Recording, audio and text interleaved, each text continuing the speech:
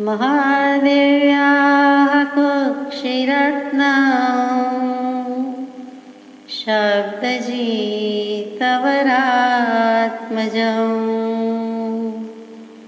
राजचन्द्रमहं वन्दे तत्तलोचनदायकम्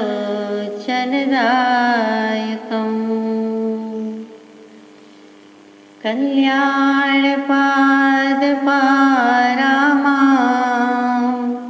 श्रुतगङ्गाहिमाचलम्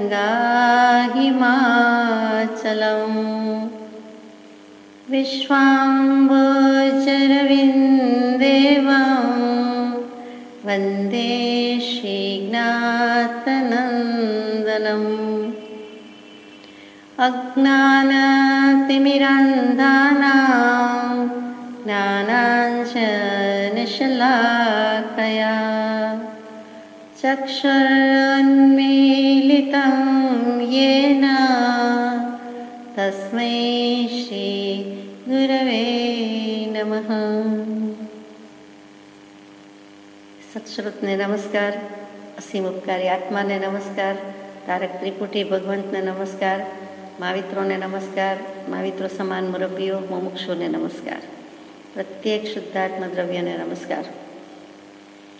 પરમ કૃપાળુ દેવ પ્રણીત વચનામૃતજી પત્રાંક 704 રાળજ ભાદરવા સુદ આઠમ વિક્રમ સંવત 1952 તારીખ 14/9/1896. પ્રસ્તુત પત્ર કોને લખાયો છે તે અનુપલબ્ધ છે, પરંતુ ગઈકાલે જે લખાયો હતો એટલે કે વાંચવામાં આવ્યો હતો પત્રાંક 703 એ પણ શ્રી રાળજ તીર્થથી ભાદરવા સુદ આઠમ વિક્રમ સંવત 1952 એટલે સ્વાભાવિક છે કે તે જ તિથિ અને તે જ તારીખે લખાયેલો પત્ર છે, પરંતુ તે પણ કોને લખાયો છે આપણને માલુમ નથી. અહીંયા 704માં પણ લખાયું છપાયું નથી, પરંતુ 712 જોતા એમ થાય કે દારશીભાઈ કુશળચંદભાઈ સંઘવી મોરબીના ફર્સ્ટ ક્લાસ મેજિસ્ટ્રેટ એમને લખાયો છે. એમનો કંઈક પ્રશ્ન હતો, એમણે કોઈના વતી પૂછાવ્યો હોય કે ગમે તેમ હોય કે પોતાને પણ હોઈ શકે. અને એવી જ રીતે બોટાદવાસી જે દીક્ષાના ભાવ કરતા હતા શ્રી મણિલાલભાઈ રાયચંદભાઈ ગાંધી, એમને લખાયો હોય, એમના અનુસંધાનમાં કંઈ સવાલ જવાબ હોય તો પણ હોય. અને એક ત્રીજા વેદાંતી હતા, એ વેદાંતીને લખ્યો હોય એમ પણ બને. આ ત્રણમાંથી કોઈક છે. અને 712 જોતા તો આપણને દારશીભાઈને લખાયો એમ સ્પષ્ટ થાય છે. આગળ જઈએ. લૌકિક દૃષ્ટિ અને અલૌકિક દૃષ્ટિમાં મોટો ભેદ છે. લૌકિક દૃષ્ટિમાં વ્યવહારનું મુખ્યપણું છે, અલૌકિક દૃષ્ટિમાં પરમાર્થનું મુખ્યપણું છે. દૃષ્ટિ તો બંને જ છે, અને અધ્યાત્મના સૃષ્ટિમાં સમસ્ત ખેલ જે કાંઈ છે તે દૃષ્ટિનો છે. એટલે કે મિથ્યા દૃષ્ટિ કે સમ્યક દૃષ્ટિ એટલે અધ્યાત્મ જગત પૂરું થઈ ગયું. તો દૃષ્ટિ તેવી સૃષ્ટિ કહીએ છીએ. તો દૃષ્ટિ શું? તો કે દૃશ્ય એટલે જોવું, દેખવું, અને એના પરથી જે શબ્દ આવ્યો તે દૃશ્ય, અને એના પરથી શબ્દ છે તે દૃષ્ટિ. એટલે કે કાંઈ પણ દેખવું, જોવું, જાણવું. જે દર્શન થાય છે તે, જે દેખાય છે તે, અને જે દેખાય છે એટલું જ નહીં, કેટલીક વખત સંભળાય છે વગેરે છે તો પણ તેની માન્યતા હોવી, અભિપ્રાય હોવો, શ્રદ્ધા હોવી, તેનું નામ દૃષ્ટિ. પછી બે પ્રકાર કહીએ કે સમ્યક દૃષ્ટિ અને મિથ્યા દૃષ્ટિ, લૌકિક દૃષ્ટિ, અલૌકિક દૃષ્ટિ. અહીંયા પહેલું મૂક્યું કે લૌકિક દૃષ્ટિ એટલે લોક, સમાજ, દુનિયા, જગત, દુનિયા, ફાની, આ જે કાંઈ છે તે એની દૃષ્ટિ કેવી છે, જગતવાસી જીવો શું કહે છે, ન કામી ન કામની એવી મિથ્યા દૃષ્ટિવાળા શું કહે છે, એટલે કે સામાન્યપણે સામાન્ય લોકો શું કહે છે તે બધું લૌકિક દૃષ્ટિ. ગતાનુગતિકપણે ગાડરિયા પ્રવાહની જેમ જે બધા માનતા આવ્યા હોય, જે ક્લાસ અને માસ, એમાં માસ શું માને છે એ જે બધું કહીએ છીએ તે લૌકિક દૃષ્ટિ છે. એથી જુદું અલૌકિક દૃષ્ટિ શું છે? તો કે માસની પણ ક્લાસ શું માને છે, અથવા તો જગતવાસી જીવોની, પરંતુ જ્ઞાની પુરુષો જે એ જ જગતમાં રહ્યા છે પણ એમને શું કહેવું છે, એમની દૃષ્ટિ કેવી છે? તો કે એ આ લોકમાં રહેતા હોવા છતાં પરલોકમાં રહે છે એવું નથી, પણ સતલોકમાં રહે છે. એટલે કે મોક્ષમાં જ રહે છે, કે મોક્ષનગરીવાળા છે. કહેવાય કે અહીંયા છે સદેહ છે, પરંતુ મોક્ષમાં છે, જીવતા છતાં મુક્ત છે. એવા જે બધા છે દેહ છતાં દેહાતીત દશાવાન જે કોઈ જ્ઞાની પુરુષ થયા છે તેમની દૃષ્ટિ અલૌકિક છે. એટલે આ દૃષ્ટિ લોકની દૃષ્ટિ સાથે એમને કાંઈ માથામેળ વિનાનું લાગે. એની સાથે એક ભાણ પણ મળતી આવે નહીં. જે 4 પા કહીએ, 4 પા 1, એમાં એક પા છે એ કાનો છે, એ પાણ છે એટલું પણ મળતો આવે નહીં. આવડો મોટો પર્વત હોય એમાંથી એક પથ્થરની કણી પણ એમને મળતી આવે નહીં. એવી રીતે લૌકિક અને અલૌકિક દૃષ્ટિમાં મોટો તફાવત છે, મોટો ભેદ છે, મોટું રહસ્ય રહેલું છે. એટલે અહીંયા તો તફાવત કેવું છે કે મોટો ડિફરન્સ છે. લૌકિક દૃષ્ટિમાં વધારે શું હોય છે તો કે વ્યવહારનું મુખ્યપણું છે. વસ્તુ તો બંને છે પરંતુ મુખ્યપણે વ્યવહાર જ છે. અને વ્યવહાર એટલે આડો જ, એ સીધો તો હોતો જ નથી, ઊભો હોતો જ નથી. એ વ્યવહાર કહેતા જ શબ્દ બદલાઈ ગયો, એ જુદું જ છે. અને અલૌકિક દૃષ્ટિમાં પરમાર્થનું મુખ્યપણું છે. એટલે કે પરમાર્થ શું તો કે નિશ્ચયની વાત, વાસ્તવિકતા, સત્ય અથવા તો મોક્ષે જવું છે, આત્મસન્મુખ થવું છે, એવા બધા જે આત્માર્થ પછી સમજાયા પછી, આત્માર્થ ઓળખાયા પછી, આત્માર્થ સમજાયા પછી જે છે તે પરમાર્થ છે. એટલે કે ઉત્તમ પરમાર્થ ઉત્તમ આત્માર્થ થતાં સમજાય છે. એટલે કે મોક્ષની વાત પછી સમજાય છે તે. તો મોક્ષની વાત છે, નિશ્ચયની વાત છે, આત્માનો અનુભવનો નિર્ધાર કરી દેવાની વાત છે, તેનું નામ પરમાર્થ છે. તો કે અધ્યાત્મ દૃષ્ટિ નહીં લખ્યું, અહીંયા પરમાર્થ કહ્યું.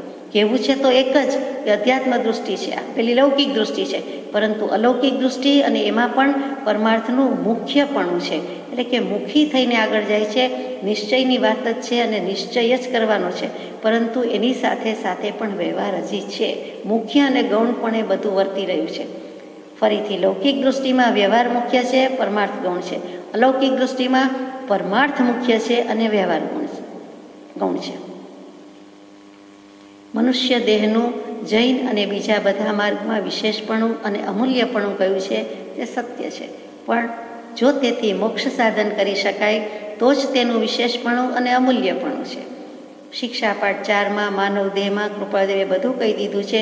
તે જ મનુષ્ય દેહ, દેવોને દુર્લભ, દેવો પણ જેને ઝંખે એવો મનુષ્ય દેહ છે. અને 10 દૃષ્ટાંતે દોયલો એ મનુષ્ય ભવ છે. એ મનુષ્ય ભવની દુર્લભતા તો આપણે જાણીએ છીએ પણ સ્વીકારતા નથી. જાણી ન જાણી કરી દઈએ છીએ. 84 લક્ષ યોનિમાં માત્ર 2000 સાગરોપમના 30 પર્યાયના કાળમાં 48 વખત જ મળી શકે તે મનુષ્ય દેહ, મનુષ્ય પર્યાય. એમાં પણ કેટલાક સ્ત્રીપણે, કેટલાક પુરુષપણે, કેટલાક નપુંસકપણે છે. અને એને કારણે પુરુષાર્થ કરી શકાય એવા તો બહુ જ ઓછા ભવ છે. આપણે જાણીએ છીએ એવો જે મનુષ્ય દેહ, એવો મનુષ્ય ભવ. પછી પણ આર્ય કુળને ઉત્તમ ક્ષેત્રને સુસંસ્કાર ને પૂર્વ સંસ્કાર તો પોતાના છે, પરંતુ પછી જે મળવું જોઈએ તે એ બધા 10 બોલની દુર્લભતા શાસ્ત્રોમાં કહી છે, એ પણ માંડ મળે છે. એટલે મનુષ્ય દેહ મળ્યો અને પછી આ 10 બોલની દુર્લભતા બીજી પણ મળી, અને તો પણ બીજા બધા કરતાં વિશેષપણું ને અમૂલ્યપણું કયું છે. બીજી બધું કોણ છે તો કે દેવગતિ દેવ છે, નરક ગતિ નારક છે, તિર્યંજ ગતિમાં પશુ પંખી, વનસ્પતિ સૃષ્ટિ, નિગોદ વગેરે છે. તો કે એ બધામાં પણ સમ્યક દર્શન તો થઈ શકે છે, આત્મજ્ઞાન તો થઈ શકે છે. તો એમાં મનુષ્ય દેહનું વિશેષપણું નથી, પણ સમ્યક દર્શન થયા પછી કેવલ જ્ઞાન કે મોક્ષે જવું હોય તો તે તો મનુષ્ય દેહે નર્તનમાં એ જ પર્યાયમાં થઈ શકે છે. એટલે કે તદ્ભવ મોક્ષગામી જીવ હોય તો એને છેલ્લો ભવ તો તે જ હોવો જોઈએ, મનુષ્ય દેહ હોવો જોઈએ. બીજી ગતિમાં સમ્યક દર્શન થાય, સંકેત થાય, આત્મજ્ઞાન થાય, અચૂક થાય, થઈ શકે. પરંતુ જે મનુષ્ય ભવમાં નથી થઈ શકતું એ બીજી ગતિમાં કેવી રીતે થાય તો કે માંડવાણ થાય, પણ ઘણા જીવને થઈ શકે છે. પરંતુ કેવલ જ્ઞાન અને મોક્ષે જવું હોય તો સંયમ લેવો હોય, એટલે કે દીક્ષા, સર્વસંગ પરિત્યાગ અથવા તો બાહ્ય સંયમ કે આંતરિક સંયમ, પણ જે પરમાર્થ સંયમ જોઈએ તે તો મનુષ્ય દેહમાં જ થઈ શકે છે. બીજી ગતિમાં કે બીજા જીવમાં એટલું સંજ્ઞા પણ જોરદાર હોતી નથી, મન પણ એવું પાવરફુલ નથી, અને આત્માની શક્તિ તો કે આત્માની શક્તિ તો બધે એક સરખી છે, પરંતુ જેના વડે કામ લેવાનું છે તે એટલું ફોરવી શકતી નથી, વાપરી શકતી નથી. એટલે મનુષ્ય ગતિનું કે દેહનું વિશેષપણું રહ્યું છે અને અમૂલ્યપણું પણ રહ્યું છે. તે સત્ય છે, તે સાચી વાત છે, કૃપાળદેવ કહે છે. પણ ક્યારે કે જો મનુષ્ય દેહે મોક્ષનું સાધન કરીએ માનીએ તો, એ દેહથી કામ લઈએ તો સંયમના હેતુથી યોગ પ્રવર્તના, એટલે કે માત્ર સંયમ માટે અથવા તો દેહે પણ કિંચિત મૂર્છા ન જોઈએ. જો ક્યારેય પણ દેહ બીજા માટે નહીં, બીજી કોઈ વસ્તુ સાધન સામગ્રી માટે નહીં, પણ દેહ છે તે દેહમાં જે દેહ દેવળમાં બિરાજમાન આત્માનું કલ્યાણ કરવું છે, માટે દેહને મંદિરની જેમ, દેવળની જેમ સાચવવો જોઈએ તે ભાવ હોય તો. પરંતુ મોક્ષે ન જવું હોય તો અમન ચમન માટે, એશ માટે, આરામ માટે, વૈભવ વિલાસ માટે મોક્ષનું સાધન એ ન માનતા હોય તો એ દેહનું પણ કોઈ કામ નથી. એટલે કે જો કલ્યાણ કરવું હોય તો એ દેહ કામનો છે, નહીં તો મોક્ષનું સાધન તરીકે વાપરીએ નહીં, મોહના સાધન તરીકે વાપરીએ તો કોઈ કાળે થઈ શકે નહીં. એટલે ફરીથી કે જો તેથી મોક્ષ સાધન કરી શકાય તો જ તેનું વિશેષપણું ને અમૂલ્યપણું છે, નહીંતર તો પશુ જેવો છે. મનુષ્ય આદિ વંશની વૃદ્ધિ કરવી એ વિચાર લૌકિક દૃષ્ટિનો છે. 2માંથી 3 હોવા, કરવા, થવા એ લૌકિક ભાવ છે, એ કંઈ અલૌકિક ભાવ નથી. પણ મનુષ્યને યથાતથ્ય યોગ થયે કલ્યાણનો અવશ્ય નિશ્ચય કરવો તથા પ્રાપ્તિ કરવી એ વિચાર અલૌકિક દૃષ્ટિનો છે. મનુષ્ય દેહ મળી ગયો પછી યથાતથ્ય યોગ થયે સદગુરુ, સત્સંગ, સત્પુરુષ મળીએ અથવા એમનો બોધ મળીએ કલ્યાણનો અવશ્ય નિશ્ચય કરવો કે હવે મારે આ દેહે એક જ કામ બાકી છે, જે મુખ્ય હતું આજ સુધી માન્યું નહીં અથવા તો પ્રયોજનભૂત લાગ્યું નહીં. હવે રહ્યું સહયું જે કંઈ જીવન છે, જે દાયકા હોય, જે સમય હોય તે તેના ખાતે જ કરવો છે. તો એ નિશ્ચય આવવો જોઈએ અને તે મનુષ્ય આત્મકલ્યાણ કરી શકે. અને પ્રાપ્તિ કરવી, નિશ્ચય કરીને પાછા સાધન વાપરીએ નહીં, સદુપયોગ કરીએ નહીં તો પણ શું, તો કે નિશ્ચય આવ્યા પછી કેટલીક વખત વ્યવહાર છે એ તો સાધનની કંઈ જરૂર નથી એમ ઘણાને મનાઈ જાય છે, તો પણ કામનું નથી. નિશ્ચય પણ થવો જોઈએ અને એની પ્રાપ્તિ પણ થવી જોઈએ. એટલે કે પ્રાપ્તિ કરવાનો પુરુષાર્થ કરવો જોઈએ. એવો જે વિચાર એ અલૌકિક દૃષ્ટિનો છે. તો સમજાય તેવી વાત છે કે હવે કલ્યાણ જ કરવું છે એમ થવું જોઈએ. અને યથાતથ્ય યોગ થયે ગમે ત્યાં માથું મૂકી દેવાનું છે એમ પણ નથી. એમ તો બધા જ કરે છે, મોટા ભાગના કરે છે કે અમે પણ કલ્યાણ જ કરીએ છીએ, અમે કંઈ અકલ્યાણ કરવા માટે પગે લાગીએ છીએ કે દર્શન કરીએ છીએ કે ભક્તિ કરીએ છીએ કે વાંચન કરીએ છીએ, એ કાંઈ પણ નથી. દરેકને પોતાની શ્રદ્ધા તો છે જ, પરંતુ શ્રદ્ધા સાત્વિકી હોવાની બદલે રાજસી કે તામસી હોય છે. પરાક્રમ જેમ હોય છે એવી રીતે શ્રદ્ધા પણ 3 પ્રકારે થાય. સાચી શ્રદ્ધા હોતી નથી, એટલે સત પ્રત્યે લઈ જાય, આત્માના અસ્તિત્વનું ભાન કરાવે એવી શ્રદ્ધા થવાના બદલે તમસ અને રજસ એટલે કે કર્મ નવા બંધાવે તેવી શ્રદ્ધા હોય છે. અને તમસ એટલે અંધારામાં જ ઝૂલતા હોય છે, અંધારામાં જ હવાતિયા મારતા હોય છે, ફાંફા મારતા હોય છે. તો એ પણ શ્રદ્ધા છે, પણ ખોટી છે, અસતની શ્રદ્ધા છે. તો એ કાઢી નાખવાનું છે અને સાત્વિકી શ્રદ્ધા હોવી જોઈએ. એટલે ફરીથી કે યથાતથ્ય યોગ થયે જેવો સંજોગ કે ચાન્સ કે અવસર મળે એટલે આપણને કલ્યાણનો અવશ્ય નિશ્ચય નિર્ધાર થવો જોઈએ. અને એ પ્રાપ્ત કરવા માટે કરેડિયા કરીને, પુરુષાર્થ કરીને, ગ્રંથિભેદ કરીને, સંકેત લઈને ચાલ્યા જવું જોઈએ એમ ભગવાનનું કહેવાનું સમજાય છે. એટલે એ અલૌકિક દૃષ્ટિ છે કે એમ કરવું છે. લોકમાં તો બહુ જન્મ્યા, અનંતકાળથી આ લોકમાં જ જન્મ્યા છે ને, અલોકમાં થોડા જન્મીએ, અલોકાકાશમાં થોડા હોઈએ, પરંતુ લોકમુખે પોક. હવે જો મેં પોતાનું આત્મતત્વ જાણ્યું નહીં તો બધું જ ફોક છે. એટલે લોક અને ફોક અને પછી લોકમુખે પોક. કૃપાળદેવ અને પ્રભુશ્રીજી બંને આ શબ્દ પ્રયોજે છે. કૃપાળદેવ ફોક કહી દે છે અને પ્રભુશ્રીજી પોક કે લોકમુખે પોક. જો એમ જ ઠરાવવામાં આવ્યું હોય કે ક્રમે કરીને જ સર્વસંગ પરિત્યાગ કરવો તો તે યથાસ્થિત વિચાર કહેવાય નહીં. જે 4 આશ્રમ ને 4 વર્ણ વ્યવસ્થા છે તે કે પહેલો બ્રહ્મચર્યાશ્રમ, બીજો ગૃહસ્થાશ્રમ, ત્રીજો વાનપ્રસ્થાશ્રમ, ચોથો સંન્યસ્તાશ્રમ. માનો કે 100 વર્ષનું આયુષ્ય અને 25 વર્ષ તો આ ન જ કરાય, 50 વર્ષ પછી વાનપ્રસ્થાશ્રમ ગણાય અને પછી જ ત્યાગ લેવાય. તો કૃપાળદેવ કહે છે કે એમ જ ઠરાવવામાં આવ્યું હોય કે ક્રમે કરીને જ સર્વસંગ પરિત્યાગ કરવો તો તે યથાસ્થિત વિચાર કહેવાય નહીં. માનો કે 100 વર્ષનું આયુષ્ય જ નથી, તો માનો કે શરીર છે પણ ઇન્દ્રિયો શિથિલ થઈ ગઈ તો, અથવા તો આગળ કૃપાળદેવ કહે છે તે વાંચીએ આપણે કે આ યથાસ્થિત વિચાર નથી કે પછી જ કરીશું, પાછળ ને પછી છે જ શું, પછી તો અંધારું જ છે. એટલે એ તો ગણવાનો જ નથી, એક પણ ક્ષણનો ભરોસો રાખવાનો નથી. તો પછીના વર્ષો કે આશ્રમ કે ભવિષ્ય તો વિચાર જ કરવાનો નથી. કેમ કે પૂર્વે કલ્યાણનું આરાધન કર્યું છે એવા કંઈ ઉત્તમ જીવો નાની વયસથી જ ઉત્કૃષ્ટ ત્યાગ પામ્યા છે. જેમ કે જળભરતજી અને સુખદેવજી.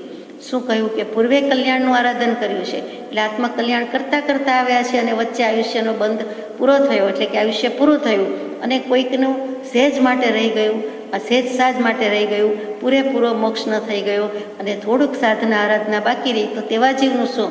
એમને ઇમિડિયેટ મનુષ્ય ભાવ મળ્યો હોય અને પછી આત્મકલ્યાણ અધૂરું હોય તે પૂરું કરી શકે.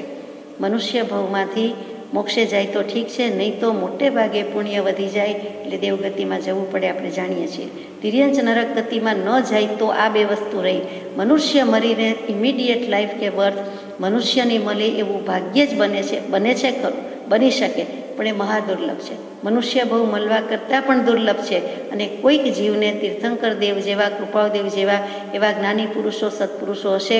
બધાના પૂર્વભોગમાં જોઈએ તો કાં તો દેવને કાં તો મનુષ્ય, કાં તો દેવ કાં તો મનુષ્ય, એટલે લગભગ પુણ્ય વધી જાય. પછી મનુષ્યમાંથી મનુષ્ય બહુ ઓછાને મળ્યું છે, પણ મળી શકે, ન મળી શકે એમ નહીં, તો એને કલ્યાણ સુગમ થાય અને તરત જ ગાડી આગળ જાય છે, મોક્ષ પ્રત્યે જાય છે. પહેલાંમાં શું થાય છે કે કાળક્ષેપ થાય છે, ઢીલમાં પડે છે. મોક્ષે જવાનું તો બને, પણ વચ્ચે સ્વર્ગના સુખમાં નવા કર્મ બંધ બાંધી લે છે અને એટલા હજારો લાખો વર્ષનું પાછું મોક્ષ ઢીલમાં પડે છે. અને પછી શું થાય એ પાછું નક્કી નથી, તેના ભાવ ઉપર છે. એટલે અહીંયા એમ થાય કે મનુષ્ય મરીને મનુષ્ય થાય અને આત્મકલ્યાણની ઉપાસના આરાધના કરી શકે તો ઉત્તમ છે.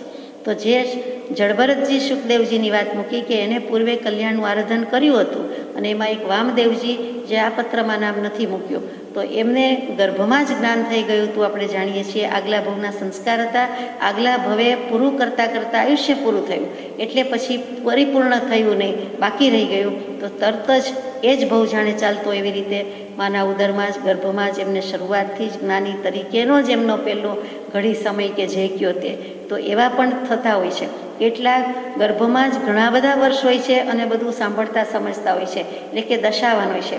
મહાવીર સ્વામીની વાત આવે કે માતા પિતાને, એમાં માતાને મારી મોમેન્ટથી કે હલનચલનથી આ કેટલું બધું દુઃખ પહોંચાડું છું, અથવા તો કેટલી બધી એમને જે કંઈ વેદના થતી હશે, પીડા થતી હશે, તો પોતે પોતાની મૂવમેન્ટ, હલનચલન બંધ કરી દીધું. ગર્ભમાં રહેલા મહાવીર સ્વામીના ભવમાં તો તરત જ મહાવીર સ્વામીના માતાજી એટલે કે ત્રિશલા દેવીને દુઃખ થયું, એટલે વળી પાછું થયું કે અમને તો ખબર નથી, મેં હલનચલન બંધ કરી દીધું. એમને એમ થયું કે આ જીવન ગયું, આ જે જીવતો જીવ હતો અને શું થઈ ગયું, એમ થઈ ગયું. એવો જેવો વિચાર આવ્યો કે જેવી એમને પીડાનું વેદન એ પણ જ્ઞાનમાં આવી ગયું, એટલે તરત જ પાછું હલનચલન શરૂ કરી દીધું. એટલે કે આ મહાવીર સ્વામી કે જન્મથી શું, ગર્ભથી જ જેમને મતિ, શ્રુત અને અવધિ જ્ઞાન ધરાવે છે તેવા તીર્થંકર દેવ, તો એ પણ વિચારવા જેવું છે કે જન્મથી જ જ્ઞાની છે. અને દીક્ષા લેતા ચોથું મનોપર્ય જ્ઞાન પ્રગટી જ જતું, એવો નિયમ. અત્યારે એવું નથી, ત્યારે એવું હતું. કેમ કે ઉત્કૃષ્ટમાં ઉત્કૃષ્ટ વૈરાગ્યની ચરમસીમાએ હોય એટલે ત્યારે પ્રગટી જાય છે કે આ અપૂર્વ અવસર પ્રાપ્ત થયો કે હવે હું માનવ બહુ સાર્થક કરું છું, સર્વસંગ પરિત્યાગ કરું છું, અને તે ઉત્કૃષ્ટ ભાવમાં જ એમને મનોપર્ય જ્ઞાનની પ્રાપ્તિ થઈ જતી. તો વિચારવા જેવું છે કે ગર્ભથી, બાલ્યાવસ્થાથી જ જ્ઞાની પુરુષો થઈ શકે છે. તો એને વળી ક્રમ શું કે પેલો 25 વર્ષ જ બ્રહ્મચર્ય આશ્રમ, એને ગૃહાશ્રમ માંડવાની, શરૂ કરવાની કોઈ જરૂર જ નથી. વાનપ્રસ્થાશ્રમ, સંન્યસ્તાશ્રમ બધું ભેગું જ છે. તો એવા પ્રસંગની વાત મૂકે છે કે એવા ઉત્તમ જીવો નાની વયથી જ ઉત્કૃષ્ટ ત્યાગ પામ્યા છે. સુખદેવજી જળભરતજીના પ્રસંગ બીજા દર્શનમાં તે અર્થે દૃષ્ટાંતરૂપ છે, એટલે વેદાંત દર્શનમાં મૂકેલા છે તે. સુખદેવજી એટલે ભાગવત સપ્તાહ જે બેસાડવામાં આવે છે તે, એમાં પરીક્ષિત રાજા અને સુખદેવજી, પરીક્ષિતજીને બોધદાયક કે પરીક્ષિતજીએ જે શ્રી સદગુરુ પદે સ્થાપના કરી તે બધા જ યજ્ઞમાં પધાર્યા હતા, પણ સુખદેવજીથી જ એમને આત્મજ્ઞાન થયું કે આ સાચા ગુરુ, આ ખરા ગુરુ, અને એમની સ્થાપના કરી, એમની પાસેથી એમને આત્મજ્ઞાન થઈ ગયું. 7 દિવસની મહેતલ હતી, મુદત હતી કે 7 દિવસ પછી મૃત્યુ છે, પરંતુ 6 દિવસમાં સજ્જ થઈ ગયા કે હવે ગમે ત્યારે આવો, કમ વોટ મેં, હું તો તૈયાર છું, અને મૃત્યુને ભેટી ગયા. આપણે જાણીએ છીએ. તો એ બોધદાયક કોણ, બોધદાતા કોણ, તો કે સુખદેવજી. અને બીજી રીતે આપણે જાણીએ છીએ કે 18 પુરાણના, મહાભારતના કરતાં બીજું ઘણું રચ્યું છે, તે બધાના કરતાં, બ્રહ્મસૂત્રના કરતાં, બાદરાયણ કહીએ જે કહો તે વ્યાસજી, અને વ્યાસજીના પુત્ર સુખદેવજી, અને પિતા કરતા પુત્ર સવાયો, બધાને સુખદેવજીના બ્રહ્મચર્ય ઉપર અને જ્ઞાન પર વધુ નિષ્ઠા હતી. જળભરતજી, તો એની પણ આપણે વાત જાણીએ છીએ અને આપણે પત્રમાં લીધી છે એટલે કહેતી નથી કે ભરત ચક્રવર્તીની વાત નથી, પણ જળભરતજી છે કે જેને હરિણીના સંગમાં એકદમ વૃદ્ધિ થઈ ગઈ, રાગાદિક ભાવ આવી ગયા, હરણના બચ્ચાની રક્ષા કરતાં કરતાં પોતે હરણની માં હરિણી હોય એવો ભાવ થઈ ગયો, અને એમાં જ વૃત્તિ કે ઉપયોગ રહી ગયો જીવનભર. અને પછી હવે આનું શું થશે, આ તો બચી ગયું, એવા ભાવમાં ને ભાવમાં સમાધિ મરણની બદલે અસમાધિ ભાવ થયો, અને તેથી કરીને એમનો બીજો ભાવ આવા ઋષિમુનિ તપશ્ચર્યાવાળા સેવા કરનારા, પરંતુ હરણ થયા. એ જ જીવ સાથે રહેવા માટે, એની રક્ષા કરવા માટે પાછું એમનો હરણનો અવતાર આવ્યો, આપણે જાણીએ છીએ. પછી જ્ઞાન થતાં લાગ્યું કે હો, મેં આ શું કર્યું, આટલી આસક્તિ કરી, આટલો રાગાદિક ભાવ કર્યો, એનું આટલું પરિણામ આવી જાય. પછી બૂઝી ગયા, બોધ પામી ગયા. તો એ જળભરતજી, અને એ બીજા દર્શનમાં દૃષ્ટાંતરૂપ છે. પણ જો એવો જ નિયમ બાંધ્યો હોય કે ગૃહસ્થાશ્રમ આરાધ્યા વિના ત્યાગ થાય જ નહીં, તો પછી તેવા પરમ ઉદાસીન પુરુષને ત્યાગનો નાશ કરાવી કામભોગમાં દોરવા બરાબર ઉપદેશ કહેવાય. કે તમારાથી જન્મ્યા એટલે મુવા, હવે તમારે સંસારમાં પડવું જ પડે કે ગરબાર કરવા જ પડે અને ગૃહાશ્રમ માંડવો જ પડે, તો એવું તો કહેવાય નહીં. એવી કોઈ સલાહ શ્રદ્ધા કરાવે નહીં. એવું જૈન દર્શનમાં કદી બોધ આવે નહીં. ઇતર દર્શનમાં અમુક પેજ પર અમુક જગ્યાએ અમુક અપેક્ષાથી એવો બોધ આવે, અમુક જગ્યાએ એવો બોધ આવે. એટલે પૂર્વાપર અવિરુદ્ધતા જળવાતી નથી, પરંતુ જીનાગમમાં તો એ પૂરેપૂરી જળવાયેલી છે. તો એ બીજા દર્શનના દૃષ્ટાંત છે. છતાં પણ એમ કૃપાળુદેવ લખે છે કે જો એવો જ નિયમ બાંધ્યો હોય કે ગૃહસ્થાશ્રમ આરાધ્યા વિના ત્યાગ થાય જ નહીં, તો પછી આવા જ્ઞાની અને ઉત્તમ પુરુષોને પણ કામભોગમાં દોરવા જ બરાબર થાય. અને પછી મોક્ષ સાધનના કરવારૂપ જે મનુષ્ય ભવનું ઉત્તમપણું હતું તે ટાળીને સાધન પ્રાપ્ત થયે સંસાર સાધનનો હેતુ કર્યો કહેવાય. જે દેહથી મોક્ષ સાધવાનો હતો એ દેહથી મોહ સાધ્યો, સંસાર લીધો, સંસારનો હેતુ કર્યો, મોક્ષને એક બાજુ મૂકી દીધો. તો એમ તો હોય નહીં, એટલે એવું કરી શકાય નહીં. આ દૃષ્ટાંત બતાવે છે કે જો તેઓ તો ત્યાગી હતા, જ્ઞાની હતા, તો એને એના રસ્તે જવા દેવાય, એને કંઈ પરાણે અજ્ઞાનના મોહના રસ્તામાં લઈ જવાય નહીં. વળી એકાંતે એવો નિયમ બાંધ્યો હોય કે બ્રહ્મચર્યાશ્રમ, ગૃહસ્થાશ્રમ આદિ ક્રમે કરી આટલા વર્ષ સુધી સેવીને પછી ત્યાગી થવું, તો તે પણ સ્વતંત્ર વાત નથી. તથારૂપ આયુષ્ય ન હોય તો ત્યાગનો અવકાશ જ ના આવે. માનો કે એકાંતે તદ્દન બિલકુલ એવો જ નિયમ કરી દીધો કે આવી રીતે 25-25 વર્ષના ભાગ પાડવાના જ છે, કે પહેલું બરાબર કે બ્રહ્મચર્યાશ્રમ, પછી ગૃહસ્થાશ્રમ આવવો જ જોઈએ, તો કે એમ ક્રમે કરે આટલા વર્ષ, એટલે 25 વર્ષ બ્રહ્મચર્ય, પણ 25 વર્ષ માનો કે ગૃહાશ્રમ સેવ્યો, પછી આટલા કૃપાળુદેવ કહે છે પછી ત્યાગી થવાનું હોય, તો એ વાત સ્વતંત્ર નથી. એટલે કે અપેક્ષા સહિત કથન છે. અપેક્ષા રાખે છે શેની? તો કે માનો કે આયુષ્ય જ ન હોય, તો આયુષ્ય કોણે લખી દીધું છે કે 50, 100, 75 વર્ષનું છે જ, એ કાંઈ નક્કી જ છે? એકેય લિમિટ તો ખબર નથી. લખાવીને પોતે જ આવ્યો છે, પરંતુ પોતાને ખબર નથી, કોઈને ખબર નથી, અને એ ખબર ઉપર વિશ્વાસ રખાય એવું નથી, અને 4 ભાગ પાડે કેવી રીતે? એટલે એક અમુક આશ્રમ કરવાનું તો આવે જ નહીં. 50 વર્ષ સુધીનું આયુષ્ય હોય તો બીજા 2 આશ્રમ તો એને આવે જ નહીં, તો એ તો ચાલે નહીં. એટલે કૃપાળુદેવ કહે છે કે તેને તો ત્યાગનો અવકાશ જ ના આવે. વળી પાછો જવાબ આપે છે કે વળી જો અપુત્રપણે ત્યાગ ન કરાય એમ ગણીએ તો, જે ગયા પત્રમાં આવ્યું કે પુત્ર વિના ગતિ નથી, એટલે કે મોક્ષ નથી કે સ્વર્ગ નથી, એવી જે હિન્દુ ધર્મની એક જડબે સલાક જડ માન્યતા છે, એ જડ જ માન્યતા છે, કોઈ સ્વીકારી શકે એવું નથી. તો જીનાગામ તો સ્વીકારતું જ નથી. તો અપુત્રપણે કે અસંતાનપણે ત્યાગ ન કરાય, એટલે કે પુત્ર નથી એટલે ત્યાં સુધી ત્યાગ લેવાય જ નહીં એમ ગણીએ, તો કૃપાળુદેવ લખે છે કે કંઈકને વૃદ્ધાવસ્થા સુધીમાં પણ પુત્ર થતા નથી, તે માટે શું સમજવું?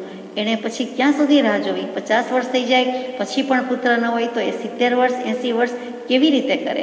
એટલે એ પણ ક્વેશ્ચન માર્ક છે, પ્રશ્નાર્થ ચિહ્ન મૂક્યું છે. જૈન માર્ગનો આવો એકાંત સિદ્ધાંત નથી કે ગમે તે વયમાં ગમે તેવા માણસે ત્યાગ કરવો.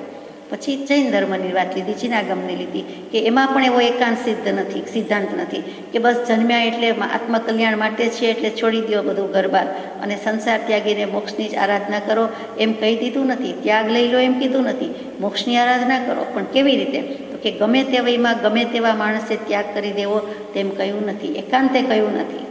તથારૂપ સત્સંગ સદગુરુનો યોગ થયે વિશેષ વૈરાગ્યવાન પુરુષ સત્પુરુષના આશ્રયે ત્યાગ નાની વયમાં કરે તો તેથી તેણે તેમ કરવું ઘટારત નથી, એમ જીન સિદ્ધાંત નથી.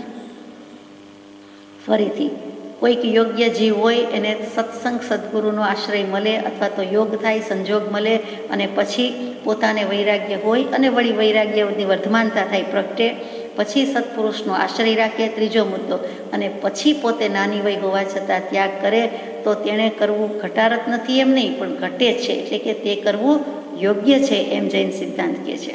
બરાબર છે, 4 વસ્તુ બરોબર દેખાય, આપણને સમજાય એવી વાત છે. અને તેમ કરવું યોગ્ય છે એમ જૈન સિદ્ધાંત છે.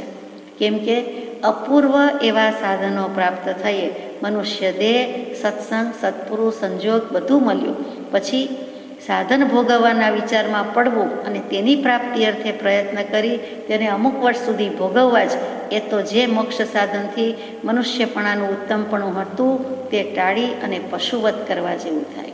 તો પશુમાં અને માનવમાં કોઈ ભેદ રહ્યો નહીં. જો સદવિવેકનો ઉદય કરી શકતો નથી માનવ ભાવમાં, જળચેતનનો વિવેક કરતો નથી, ધર્મની કોઈ પણ રીતે આરાધના કરતો નથી, તો એ તો પશુવત છે. વાનરમાં કે બીજા કોઈ પશુ સાથે માનવને સરખાવી દીધો કે એમાં કોઈ ફેર નથી. એટલે પાશવી વૃત્તિ ધરાવનારો માનવ છે, જેમ દાનવી બની જાય છે, દાનવની વૃત્તિ રાખે છે, એમ જ પશુની વૃત્તિ રાખે, તે પાશવી વૃત્તિ રાખે છે. તો એવું કરવા જેવું નથી. એક વખત મનુષ્ય દેહ મળે અને ધર્મનું શ્રવણ મળતું હોય અથવા તો સત્પુરુષ સદગુરુનો યોગ મળ્યો હોય તો પછી એ જ કરવાનું હોય, એમાં બીજું જોવાનું હોય નહીં, એમ કહેવાનું છે. ઇન્દ્રિય આદિ શાંત થયા નથી. જ્ઞાની પુરુષની દૃષ્ટિમાં હજુ જે ત્યાગ કરવાને યોગ્ય નથી એવા મંદ વૈરાગ્યવાન અથવા મોહ વૈરાગ્યવાન ને ત્યાગ લેવો પ્રશસ્ત જ છે, એમ કંઈ જીન સિદ્ધાંત નથી. યોગ્ય કોણ છે? તો કે ઇન્દ્રિયો, પાંચે ઇન્દ્રિયો કંઈ શાંત થઈ નથી. એટલે કે ઇન્દ્રિયના વિષયમાં હજી ગળાડૂબ છે, ભરપૂર છે, મશગુલ છે. અને જ્ઞાની પુરુષની દૃષ્ટિમાં જે અનઅધિકારી છે, ત્યાગ લેવાને યોગ્ય છે નહીં. અહીંયા ત્યાગ લેવાની વાત ચાલે છે. એટલે કે ત્યાગી થઈ શકશે, સાધુ સંયમી દીક્ષા લઈ શકશે અથવા કંઈ પણ સર્વસંગ પરિત્યાગ કરી શકશે એવી યોગ્યતા લાગતી નથી. કારણ કે હજી તો વિષય કશાય જ મોડા પડ્યા નથી. તો એવા મંદ વૈરાગ્યવાન, ધારો કે સેજ મંદ થયા છે અને વૈરાગ્ય છે, એટલે મંદ વૈરાગ્યવાન, વૈરાગ્ય છે અને કશાયની મંદતા કે ઉપશાંતતા જરા જરા આવી છે, અથવા મોહ વૈરાગ્યવાન, જે વૈરાગ્ય ત્રણ રીતે, દુઃખ ગર્ભિત, મોહ ગર્ભિત, જ્ઞાન ગર્ભિત. તો માનો કે મોહથી વૈરાગ્ય આવ્યો, દુઃખથી ના આવ્યો, જ્ઞાનથી નથી, સમજણપૂર્વકનો નથી એટલે જ્ઞાનથી નથી, અને દુઃખથી પણ નથી આવ્યો, પણ મોહ છે કે આપણે ત્યાગ લઈએ તો માન મળે, પૂજા મળે, સત્કાર મળે, સારું સારું બધું મળે, એમ કંઈક એવી આશા અપેક્ષા છે. તો પછી એવા જીવ માટે ત્યાગ લેવો જોઈએ. તે પ્રશસ્ત છે, એટલે કે સારું છે, એ સારી વાત નથી, શુભ વાત નથી, ચોખ્ખી વાત નથી, શુદ્ધ વાત નથી. પ્રશસ્ત એટલે શુભ પણ થાય, પ્રશસ્ત એટલે શુદ્ધ પણ થાય. તો કે આ સારી વાત નથી, આ વાતમાં માલ નથી, એ કરવા જેવું નથી. પ્રથમથી જ જેને સત્સંગાદિક જોગ ન હોય અને પૂર્વના ઉત્તમ સંસ્કારવાળો વૈરાગ્ય ન હોય તે પુરુષ કદાપી આશ્રમપૂર્વક પ્રવર્તે તો પણ તેથી એકાંતે ભૂલ કરી છે એમ ન કહી શકાય. માનો કે પહેલેથી સત્સંગ વગેરેનો જોગ નથી અને પૂર્વનો સંસ્કાર લઈને પણ આવ્યા નથી, એટલે વૈરાગ્ય પણ નથી, અને તે સીધું જ આશ્રમપૂર્વક પ્રવર્તે કે ચાલો પહેલો આશ્રમ, બીજો આશ્રમ, ત્રીજો આશ્રમ, તો તેણે એકાંતે ભૂલ કરી છે એમ કહી શકાય નહીં. એટલે કે એને ભૂલ કરી એવું નથી. કોઈને એમ થાય કે એણે પહેલેથી ત્યાગ જ લઈ લીધો હતો અથવા પહેલેથી જ આ સમજતા હોત તો કૃપાદેવ કહે છે એવું એકાંતે પણ નથી, એવું રિગ્રેટ્સ કરવા જેવું પણ નથી. કારણ કે ઠેકાણું તો છે નહીં, તો એ એક પછી એક જ આશ્રમ કરે ને, કે પહેલાં બ્રહ્મચર્ય આશ્રમ છે, વિદ્યાશ્રમ છે, પછી ગૃહસ્થાશ્રમ છે, તો એમાં એની કંઈ ભૂલ છે એમ લાગતું નથી. જોકે તેણે પણ રાત્રિ દિવસ ઉત્કૃષ્ટ ત્યાગની જાગૃતિ રાખતા પૂર્વક ગૃહસ્થાશ્રમ આદિ કરવું પ્રશસ્ત છે. અર્થાત જીન સિદ્ધાંત એમ કહેતો નથી કે ગૃહાશ્રમી થાવ અને મોજ મજા કરો, આનંદ રાખો, એમ કહેતો નથી, પણ એને પણ કરવું પડે છે તો કરે છે, કેમ કે એવા સંસ્કાર કે વૈરાગ્ય નથી. પરંતુ હવે રાત દિવસ એને ત્યાગની જાગૃતિ તો રાખવી જ જોઈએ કે ગમે ત્યારે પણ ત્યાગનું મહાત્મ્ય છે અને એ મારે કરવા જેવું છે. બધા કરે છે એટલે ખોટું છે અથવા એમાં શું ભલીવાર છે એમ નથી, પરંતુ સાચી રીતે સમજીને પોતે પણ એ ત્યાગ જાગૃતિના ભાવે રાખવો જોઈએ કે ભલે ગૃહસ્થાશ્રમ મેન્ટેન કરું છું, પરંતુ આ ત્યાગની ભાવના ઉજ્જવળ છે અને જાગૃતિ પોતાની છે, બીજાની નથી. જાગૃતિને વેકેશન કે રજા હોય નહીં, બીજી બધી વસ્તુમાં રજા હોય, પણ જાગૃતિમાં જરાક ચૂક્યા કે રજા રાખી કે વેકેશન કે નિવૃત્તિ એટલે ખલાસ. જાગૃતિ તો છેક સુધી જોઈએ, જાગૃતિ વિના કાંઈ નથી. આ ધર્મમાં, કૃપાદેવના માર્ગમાં કે વિતરાગના માર્ગમાં ઉપયોગ અને ઉપયોગની જાગૃતિ તો મોટામાં મોટી વાત છે. પરમ જાગૃત સ્વભાવને ભજ, છેક સુષુપ્ત ચેતનને જાગૃત કરે છે જ્ઞાની પુરુષના, સત્પુરુષના વચન, અને છેક પરમ જાગૃત સ્વભાવને ભજ, એમ કૃપાદેવ લખે છે. ઉત્તમ સંસ્કારવાળા પુરુષો ગૃહસ્થાશ્રમ કર્યા સિવાય ત્યાગ કરે, તેથી મનુષ્ય પ્રાણીની વૃદ્ધિ અટકે, તેથી મોક્ષ સાધનના કારણ અટકે, એ વિચારવું અલ્પદૃષ્ટિથી યોગ્ય દેખાય. ઉત્તમ સંસ્કારવાળા પુરુષો ગૃહાશ્રમ ન માંડે અને એના કારણે ગૃહાશ્રમ ન હોય એટલે વંશવૃદ્ધિ ન થાય એટલે મનુષ્ય પણ વટકે, એટલે કે બીજા જીવને પણ મનુષ્યપણું મળે નહીં અને મોક્ષના સાધનનું જે કારણ છે, બાહ્ય કારણ કે બાહ્ય નિમિત્ત છે કે મનુષ્યપણું પ્રાપ્ત કરવું એ અટકે છે, એ અલ્પદૃષ્ટિથી યોગ્ય દેખાય. ફળદેવ કેવો શબ્દ યોજે છે કે સામાન્ય રીતે એમ લાગે, એની બદલે અહીંયા લખીએ અલ્પદૃષ્ટિથી. એ દૃષ્ટિ ઉપર જ પત્ર છે, લૌકિક અલૌકિક, તો અહીંયા અલ્પદૃષ્ટિથી લાગે. કેમ કે પ્રત્યક્ષ મનુષ્ય દેહ જે મોક્ષ સાધનનો હેતુ થતો હતો તેને રોકીને પુત્ર આદિની કલ્પનામાં પડી વળી તેઓ મોક્ષ સાધન આરાધશે જ એવો નિશ્ચય કરી તેની ઉત્પત્તિ માટે ગૃહાશ્રમમાં પડવું અને વળી તેની ઉત્પત્તિ થશે એ પણ માની વાળવું અને કદાપી એ સંયોગો બન્યા તો જેમ હાલ પુત્ર ઉત્પત્તિ માટે આ પુરુષને અટકવું પડ્યું હતું તેમ તેને પણ અટકવું થાય. તેથી તો કોઈને ઉત્કૃષ્ટ ત્યાગરૂપ મોક્ષ સાધન પ્રાપ્ત થવાનો જોગ ન આવવા દેવા જેવું થાય. એક તો આપણે નક્કી કરીએ અને ત્યાગ ન લઈએ કે મનુષ્ય પણ અટકે એટલે ગૃહાશ્રમ માંડીએ, પછી એની ઉત્પત્તિ માટે ગૃહસ્થાશ્રમ માંડવું કે બીજા જીવને જન્મ આપવા માટે આપણે જ જાણે કારણ હોય ને આપણા ઉપર જ કારણનો કળશ કોઈએ ઢોળ્યો હોય એવું તો છે નહીં. પોતે જ વિચારે છે, પોતે જ કલ્પનામાં રાચે છે અને પોતે જ એ રીતે ઉત્પત્તિ કરે છે અને એમ માની લેવું, માની વાળવું એટલે કે માની બેસવું ને માની લેવું. અને માનો કે એવા સંયોગો પ્રાપ્ત થયા કે ન થયા તો પુત્રની ઉત્પત્તિ એટલે કે સંતાનની ઉત્પત્તિ માટે એમાં પણ ચોખ્ખું પુત્ર છે, એટલે કે પુત્રી જ હોય તો પુત્રની ઉત્પત્તિ માટે ક્યાંય સુધી પ્રયત્ન કરવો અથવા તો આ ગૃહાશ્રમ છોડવો નહીં. એટલું જ નહીં પણ કેટલીક વખત એ જમાનામાં ઘણા જ કાળ સુધી બહુપત્નીત્વ પ્રથા અથવા તો એક કરતાં બે કે બે કરતાં ત્રણ પત્નીની પ્રથા પણ. શું કામ? તો કે જ્યાં સુધી પુત્ર પ્રાપ્તિ ન થાય ત્યાં સુધી બીજી પરણું, ત્રીજી પરણું એવો પણ સમય હતો. તો એ બધું અપવાદ ગણ્યું હતું. સમાજે ધારાધોરણ સ્વીકાર્યા હતા, ખરેખર એ સ્વીકાર્ય હોઈ શકે નહીં, પરંતુ તેમાં સ્વીકારેલા હતા આપણે જાણીએ છીએ. સમાજ વ્યવસ્થા, લોક વ્યવસ્થા, લોક વ્યવહાર એવો હતો એ પણ આપણે જાણીએ છીએ. અને વળી કૃપાળદેવ અહીં તો એમ લખે છે કે આ પુરુષ પોતે પોતાની વાત પણ લઈ લીધી કે એના માટે અટકવું પડે તો કોઈના ઉત્કૃષ્ટ ત્યાગરૂપ મોક્ષ સાધન પ્રાપ્ત થવાનો જોગ જ ન મળે. જો એમ જ કર્યા કરે તો એને મોક્ષનું સાધન ક્યારે મળે? એટલે કે બીજા જીવને હું મોક્ષનું સાધન અપાવું કે મોક્ષના સાધનવાળા મનુષ્ય દેહનો જન્મ અપાવું એ ભાવ જ ગલત છે, એ માન્યતા જ ખોટી છે. કોઈ કોઈનું કરી શકતું નથી. અનુત્પન્ન એવો આત્મા છે, એને પુત્ર પણ યાદ રાખવો કે પુત્રી પણ સંભાળવો એ પણ ભૂલ છે કે એવું છે જ નહીં. આત્માના સંબંધમાં એ આવતું જ નથી, છતાં જીવ માને છે તે તેની માન્યતા છે, ભૂલ છે અને દરેક અશુભ ગતિનું કારણ થાય છે.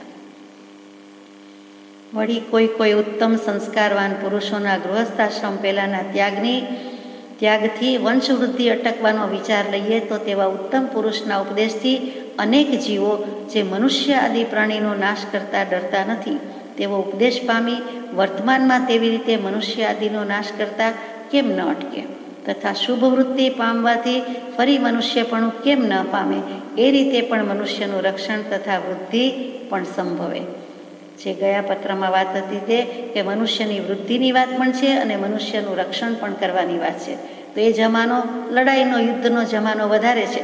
તો તેમાં આવે છે કે માનો કે ઉત્તમ સંસ્કારવાન પુરુષોનો ગૃહસ્થાશ્રમ પહેલાંનું જ આવું હોય કે વંશવૃદ્ધિ અટકવાનો વિચાર લઈએ તો એવા ઉત્તમ પુરુષના ઉપદેશથી કે જેણે ગૃહાશ્રમ માંડ્યો નથી અથવા તો ત્યાગી જ છે, તો એના ઉપદેશથી બીજા કેટલાક જીવોને પણ એમ થાય કે હવે આ ઉપદેશ પામીને આપણે આગળ જવાનું છે. તે બીજાને મારી નાખતો નથી, હણી નાખતો નથી, હત્યા કરતો નથી, કરાવતો નથી, હિંસા કરતો નથી, એટલે કે યુદ્ધ સિવાય પણ હિંસા કરતો નથી. નહીંતર એ જમાનામાં એટલા વધ, હિંસા, બલિદાન બધું દેવાતું તો કે એ મનુષ્યનો નાશ ન કરી શકે.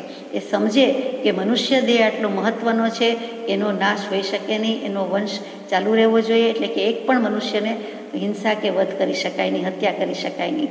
અને બીજું કે શુભ વૃત્તિ પામવાથી માનો કે એ ઉપદેશ કે બોધ મળે છે એટલે કોઈને આવું કામ કરતા નથી, હિંસા કરતા નથી અને થતી નથી અને સારા સંસ્કાર છે તો ફરી પણ એને મનુષ્યપણું મળવાનું જ છે.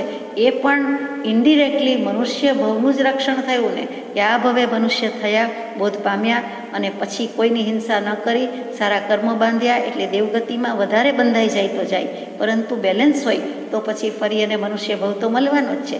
એટલે કે મનુષ્યની વંશવૃદ્ધિ અને રક્ષણ તો સંભવી શકે છે. એ પણ એક સારો આઈડિયા છે.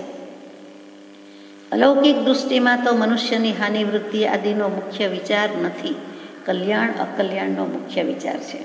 આ લૌકિક દૃષ્ટિની વાત થઈ, પણ અલૌકિક દૃષ્ટિ, પારમાર્થિક દૃષ્ટિમાં તો મનુષ્ય ઓછા થાય કે મનુષ્ય ઘટે, મનુષ્યની સંખ્યા આપણાથી ઘટે કે વધે એવો કોઈ વિચાર જ આવતો નથી. એમાં તો વિચાર મુખ્યપણે માત્ર કલ્યાણ અને અકલ્યાણનો જ છે.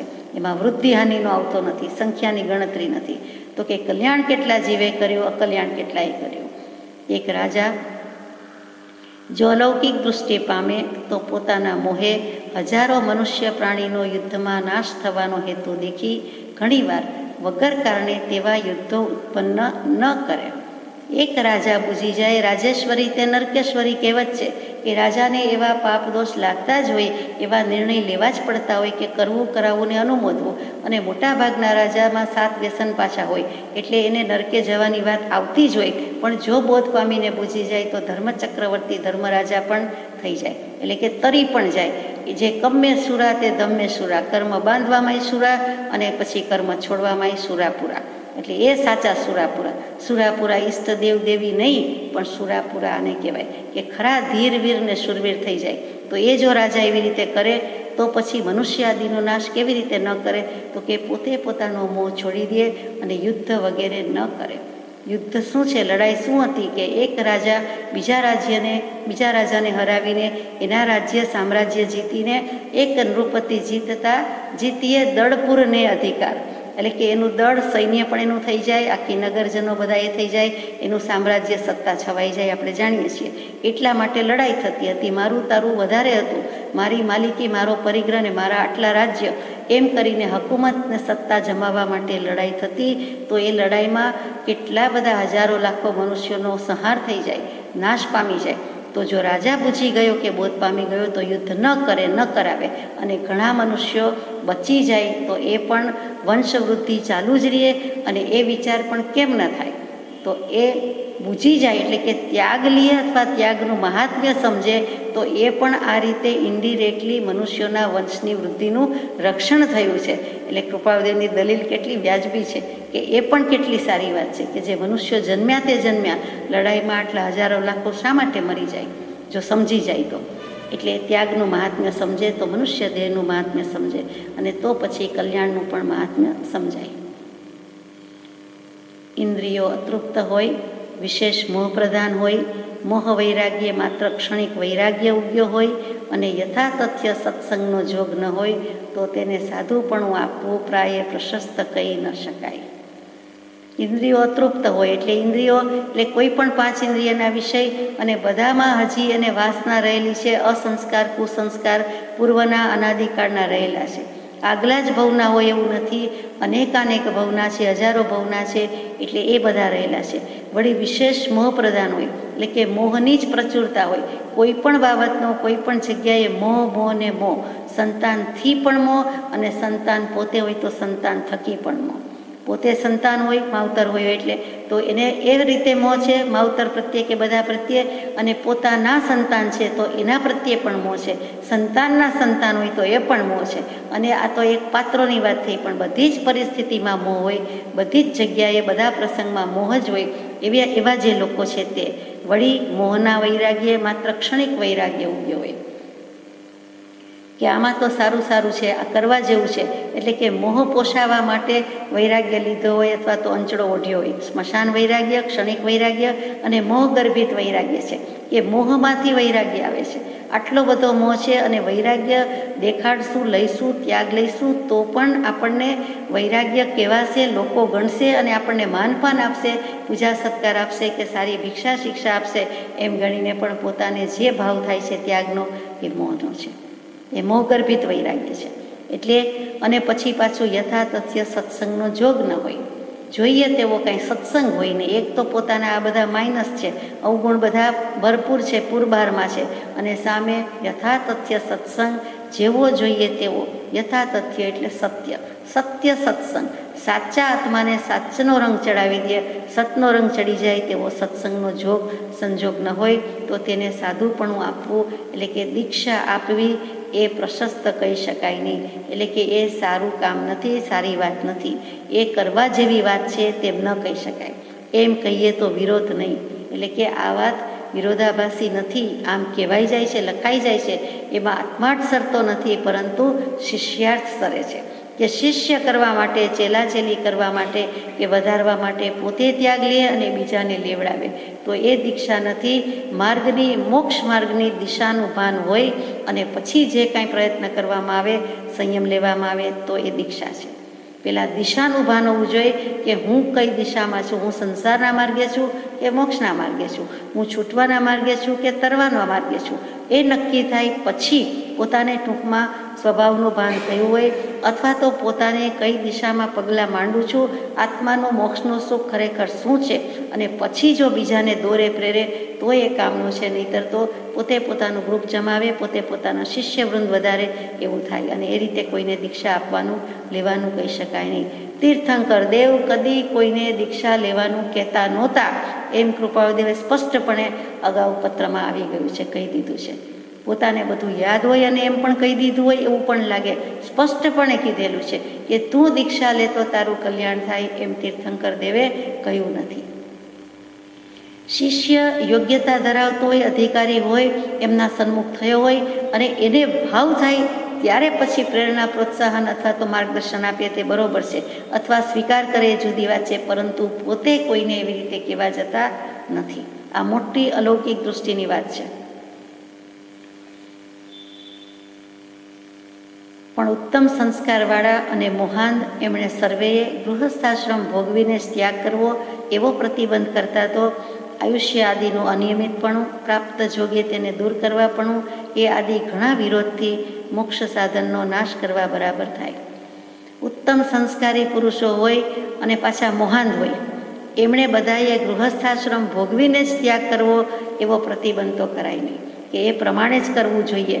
એમાં આડું શું આવે છે તો કે આયુષ્યનું અનિયમિતપણું, આયુષ્ય નક્કી નથી, ખબર નથી, અને એ પ્રમાણે વર્તવા જેવું નથી, અને પ્રાપ્ત જોગે તેને દૂર કરવા પણ ઉત્તમ સંસ્કાર ભલે લઈને આવ્યા છે, પરંતુ મોહમાં જજી છે, ત્યાગ લેવાની ભાવના જ થતી નથી, તો એમ એને ના પાડવા જેવું નથી, એને વિચારીને કહેવા જેવું છે. નહીં તો મોક્ષ સાધનનો નાશ કરવા બરોબર થાય, અને જે ઉત્તમપણું ઠરતું હતું તે ન થયું તો પછી મનુષ્યપણાનું ઉત્તમપણું પણ શું છે? એને તો જોગ હતો, ઉત્તમ સંસ્કાર હતા, અને પછી મોહાન દશા હતી, રાગ દ્વેષ અજ્ઞાનવાળી દશા હતી, પણ સંસ્કાર પૂર્વના હતા, તો એને આવો કોઈ જોગ થયે એમ કહીએ કે તારે દીક્ષા લેવી છે કે તને ત્યાગનું મહાત્મ્ય સમજાયું, તો પછી તેને દેવામાં વાંધો નથી, પરંતુ સામેથી કહેવામાં વાંધો છે. પહેલો જીવ સમજે, બોધ ગ્રહણ કરે, સ્વીકારે, અને પછી જો ઉદ્યમ કરે, પુરુષાર્થ કરે, તો એને હા પાડવામાં વાંધો નથી. એને જો એવા વખતે ના પાડીએ તો એને આપણે આડે આવ્યા કહેવાય કે મનુષ્યપણાનું ઉત્તમપણું શું છે? જો ઉત્તમ તો છે જ, તો પછી એને હા પાડવી જોઈએ, એ પણ એટલી જ સાચી વાત છે. એ આદિ અનેક પ્રકારે વિચાર કરવાથી લૌકિક દૃષ્ટિ ટળી અલૌકિક દૃષ્ટિએ વિચાર જાગૃતિ થશે. આમ આદિ અનેક પ્રકારે, આ તો થોડાક જ મુદ્દા મૂક્યા છે, કૃપાળુદેવ કહે છે, પણ બીજી ઘણી રીત હોય અને ઘણા મુદ્દા ઉઠતા હોય, એ બધી રીતે વિચાર કરો તો લૌકિક દૃષ્ટિ અને અલૌકિક દૃષ્ટિનો ફેર જણાશે, અને લૌકિક દૃષ્ટિ મટી જશે, ટળી જશે. એટલે આપણે એ જ તો કરવું છે કે લૌકિક દૃષ્ટિ જોઈતી નથી, અલૌકિક દૃષ્ટિથી તમે વિચાર જાગૃતિ કરી શકશો. એટલે કર વિચાર તો પામ, તો વિચાર, અહીંયા વિચારની જાગૃતિ કીધી, એ કંઈક જાગો તો વિચાર થશે. વિચાર કરશો તો વધારે જાગશો, પણ પહેલાં જાગો અને પછી વિચાર કરો. વડના ટેટા કે પીપળાના ટેટાનું રક્ષણ પણ કંઈ તેના વંશવૃદ્ધિને અર્થે કરવાના હેતુથી અભક્ષ્ય કહ્યું નથી. વડના ટેટા, પીપળાના ટેટા તો આપણે વ્યસન ત્યાગમાં કરીએ છીએ, અભક્ષ્ય ત્યાગમાં કરીએ જ છીએ. તો કોઈ કહે છે કે એની વંશવૃદ્ધિ અટકાવો છો એટલા માટે, એટલે કે વંશવૃદ્ધિ અટકી જાય એટલા માટે અભક્ષ્ય કહ્યું છે. એટલે એનો જવાબ આપે છે કે અભક્ષ્ય શું કામ કહ્યું, તો કે તેમાં કોમળપણું હોય છે, ઘણું કૂણું હોય છે. કૂણામાં કૂણી કાકડી ખાવાની પણ જીનાગમમાં મનાય છે, આપણે જાણીએ છીએ કે બને ત્યાં સુધી કૂણી ખાવી નહીં. એટલે કે ગરડી લેવાની, ન કૂણી હોય એમ પણ કહેવાનું નથી, પણ જે મીડિયમ હોય તે કૂણામાં રસ કરતાં વધારે રસ બંધ થઈ જાય છે. કૂણી જોઈએ, સામાન્ય કૂણી હોય, પછી એવી કૂણી હોય કે લગભગ આપણે ખાઈ વાપરી શકીએ જ નહીં, તો એવી કૂણીને ન તોડાય, ન સમારાય, કે ન એનો વઘાર કરાય, કે ન વપરાય, એટલે કે એ અભક્ષ્ય થઈ ગયું. તો પછી આ વડના પીપળાના ટેટા પણ એટલા મુલાયમ છે, એટલા કોમળ છે, દેખીતા જેટલા લાગતા હશે એના કરતાં પણ અંદર એટલી કોમળતા રહેલી છે. અને એવી કોમળતા હોય કાકડી વગેરેમાં પણ, અહીંયા કાકડી લખ્યું નથી પણ સમજાય યાદ આવ્યું એટલે કહેવાય છે. તો અનંતકાય પણ રહેલું છે. અનંતકાય શું? તો કે નાનામાં નાની જગ્યામાં સોયના અગ્રભાગ જેટલી જગ્યામાં પણ અનંત જીવો એકસાથે બધું શેર કરતા હોય તેનું નામ અનંતકાય જીવ, જે કંદમૂળના જીવમાં કહીએ છીએ તે. તો એમાં આનો સંભવ છે, એનું કારણ છે અને સંભવ્યતા એની શક્યતા છે. એટલે એની બદલે બીજી ઘણી ચીજોથી ચાલી શકે તેવું છે, છતાં તે જ ગ્રહણ કરવી એ વૃત્તિનું ઘણું ક્ષુદ્રપણું છે. તેથી અભક્ષ્ય કયા છે અને તે યથાતથ્ય લાગવા યોગ્ય છે. એક ક્ષુદ્ર વાત કહી દીધી. વાણિયા, બ્રાહ્મણ, ક્ષત્રિય, પછી ચોથી જાતિ શુદ્ર, બોલવું ગમતું નહીં, સાંભળવું ગમતું નથી, તો આ પણ એટલું હલકું છે. એમાં તો આત્મા છે, એટલે જાતિ સ્વભાવ તો બધાનો એક છે. એટલે આપણે એવો નાનો મોટો કે હલકો ખરાબ કે સારો ખરાબનો ભાવ રાખતા નથી. સર્વજીવ છે, સિદ્ધ સમ, એ પણ આત્મા છે. હરિજન હોય, શુદ્ર હોય તો આત્મા છે. પણ આ તો વૃત્તિને હલકી કહી દીધી કે આટલી નીચ, અધમ, હલકામાં હલકી વૃત્તિ છે, એક ક્ષુદ્રપણું છે. એટલા માટે આવી વસ્તુ વિના તો ચાલે જ. ટેટા પીપળા ન ખાઈએ તો ચાલે, પેપા ન ખાઈએ તો ચાલે, પેપડી ન ખાઈએ તો ચાલે, 100% ચાલે, બધા જીવને ચાલે. જેણે અનંતવાર ખાધી હોય એને પણ કહીએ તો હવે ન ખાય તો ચાલે એવું જ છે. એનાથી પેટ ભરાતું નથી. એક ક્ષુલ્લક વસ્તુ કઈ છે, બોર જેવાને પણ ક્ષુલ્લકને તુચ્છ વસ્તુ કીધી છે, તો આ ટેટાને તો કેમાં નવાઈ નથી. બીજું આમાં લખ્યું નથી, પરંતુ એમાં હાલતા ચાલતા ત્રસ જીવ હોય છે. વડના ટેટા જેણે ખોયડા હોય અથવા કોક કરતું હોય ને આપણે જોયા હોય તો દેખાય કે રીતસર એમાંથી ઈયળ ફૂટ થતી હોય, એવી રીતે બગડી ગયું હોય એમ જીવતા હોય જ. બગડેલું ન હોય તો પણ, એટલે એટલા માટે પણ એ ખાવાની ના છે. જેમ કોઈના જોયું હોય તો ખ્યાલ આવે, તુરિયું, ઘીસોડું એ જે કહીએ છીએ એમાં કે કારેલું એ પડી રહીએ ઘરમાં, ફ્રીજ વિના રાખ્યું હોય અને 2-4 દિવસ થઈ જાય કે અઠવાડિયું થઈ જાય કે જે હોય તે, તો એ પેરિશેબલ ગુડ્સમાં તો આવે જ છે, નાશ પામે જ છે. તો પડ્યું પોતે જેમ ભૂમિમાંથી ફોડીને જગ્યા કરીને જીવડા બહાર આવે છે, તેમ ભૂમિ ફોડા કહીએ, તેમ એ જે તે શાકની પર્યાય હોય, કારેલા વગેરે, ઘીસોડા, તુરિયા, એમાંથી એ જીવડો ફટ કરતા ઉડે છે, બહાર આવે છે. સળવળ કરતી ઈયળ હોય છે અને એકદમ જ બહાર આવે છે. એ સડેલું કહીએ છીએ, ન ખાવા યોગ્ય કહીએ છીએ અને આપણે નથી વાપરતા. કેમ કે આપણી નજરમાં આવ્યું, આપણે હાલતું ચાલતું ઉડતું જોયું, એટલે ન જોયું હોય ત્યાં સુધી મનાતું નથી. પણ અહીંયા સર્વજ્ઞના જ્ઞાન ઉપર ભરોસો છે, પ્રેમ છે, પ્રતીતિ છે કે એમણે જોયું છે અને લખ્યું છે, તો આ ટેટા વગેરે અભક્ષ્ય છે, ખાવા યોગ્ય નથી. અને એના વિના ચોક્કસ ચાલી શકે એમ છે, એટલે આપણે વાપરતા નથી અને અભક્ષ્ય કહ્યું છે. તે યથાતથ્ય લાગવા યોગ્ય છે. તેના સંબંધી પણ પ્રશ્ન પૂછાવ્યો હશે, એટલે કૃપાળદેવે જવાબ મૂક્યો છે. આ પ્રશ્નનો ઉઠ્યો છે એટલે એ જૈન હોય એવાના ચાન્સીસ ઓછા જ છે, એ વેદાંતી હોવા જોઈએ. હિન્દુ ધર્મના સંસ્કાર વશાત આ પ્રશ્ન પૂછ્યો હોય તે માના પરથી સમજાય છે. પાણીના ટીપામાં અસંખ્યાત જીવ છે, એ વાત ખરી છે, પણ તેવું પાણી પીવાથી પાપ નથી એમ કહ્યું નથી. પાણી પીતા પાપ જ છે. વળી તેને બદલે ગૃહસ્થ આદિને બીજી વસ્તુથી ચાલી શકતું નથી, તેથી અંગીકાર કરાય છે. બીજી કોઈ વસ્તુથી ચાલી શકતું નથી. પાણીનો કોઈ પર્યાય ઓલ્ટરનેટિવ નથી. એટલા માટે આપણે પાણી વાપરવું પડે છે. પરંતુ પાણીના ટીપામાં જીવ છે, એમાં ના નથી. એક બિંદુમાં 36,450 જીવ છે. આખા ગ્લાસમાં કે મોટા વાસણમાં નહીં, એટલા પાણીમાં નહીં, પણ એક જ બિંદુ, એક જ ટીપામાં, એ તો વર્ષોથી 50-60 વર્ષ પહેલાં સાબિત થઈ ચૂક્યું છે. લેબોરેટરીમાં સાબિત થઈ ચૂકેલું છે, માઇક્રોસ્કોપથી સાબિત થઈ ચૂક્યું છે, ગણવામાં આવ્યું છે, બધાએ એકી સાથે સ્વીકારેલું છે અને ટેક્સ્ટબુકમાં ભણાવવામાં પણ આવે છે.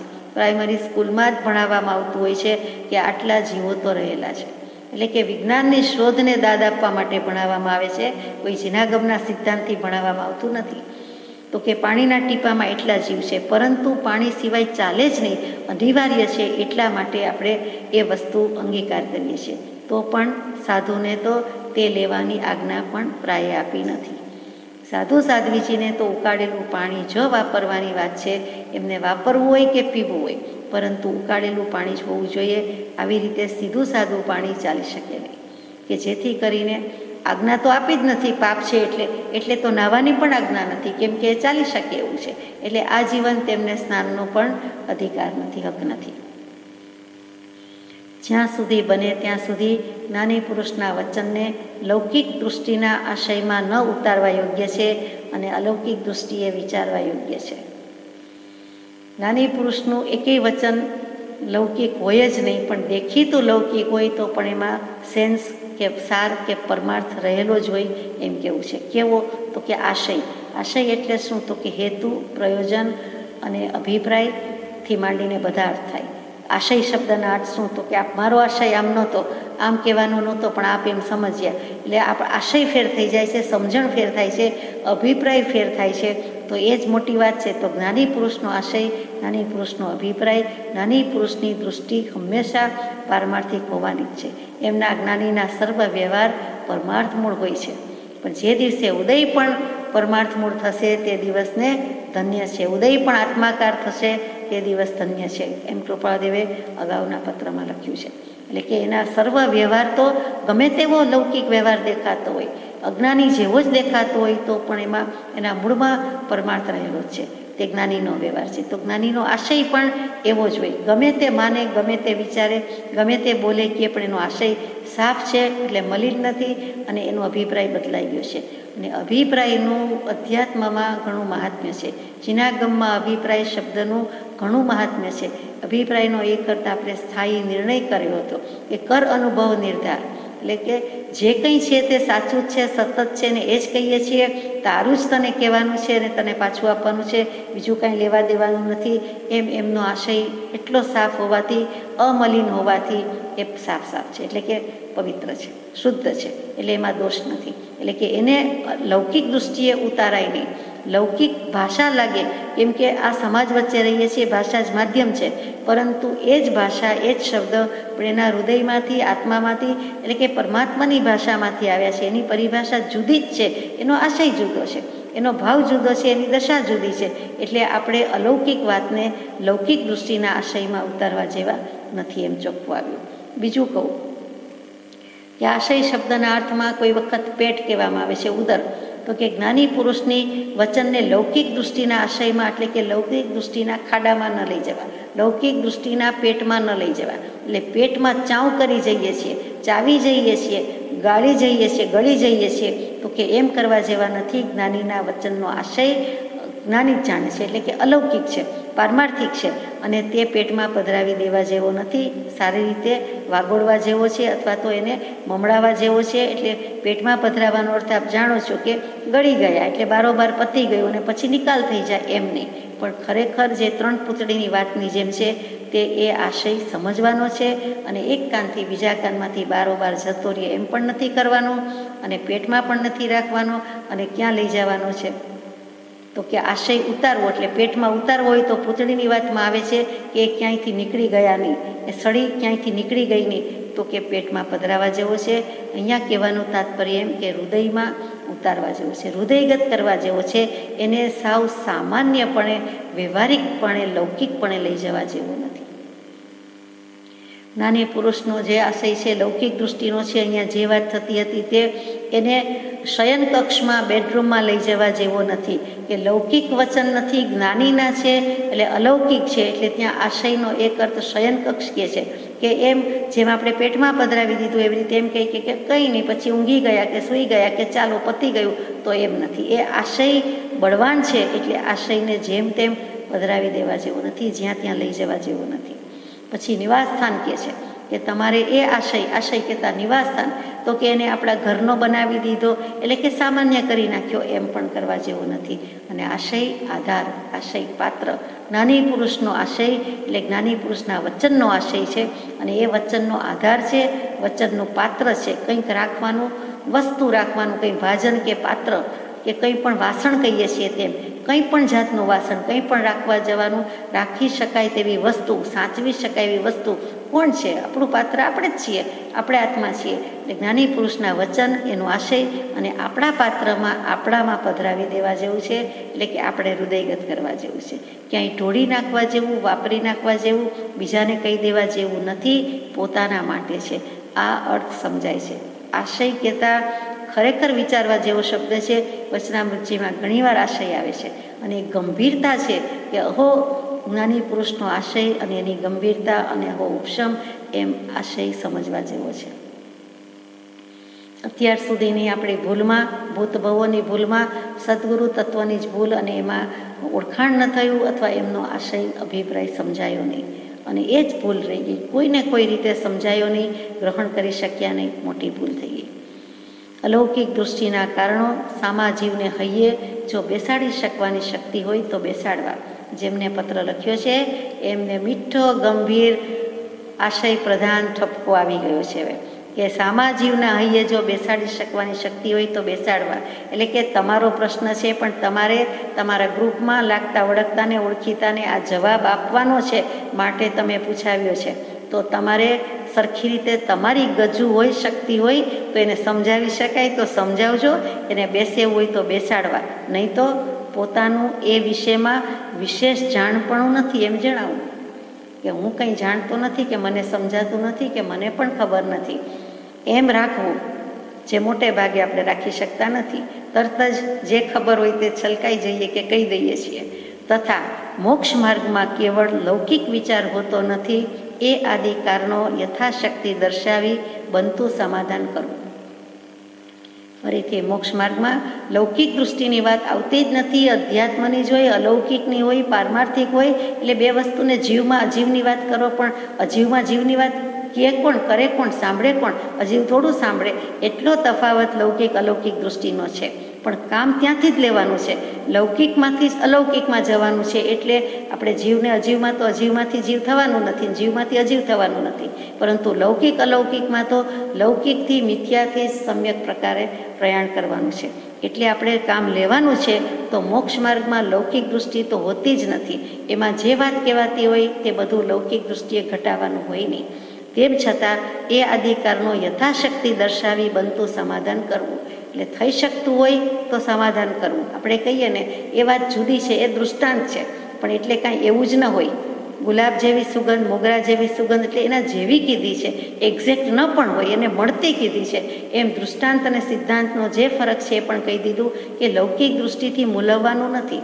આમાં મોક્ષ માર્ગમાં અલૌકિક વાત હોય, અલૌકિક વિચાર હોય, આત્માની વાત હોય. એમાં દેહની ને મનુષ્ય જન્મની વંશવૃદ્ધિની વાત ક્યાં આવી?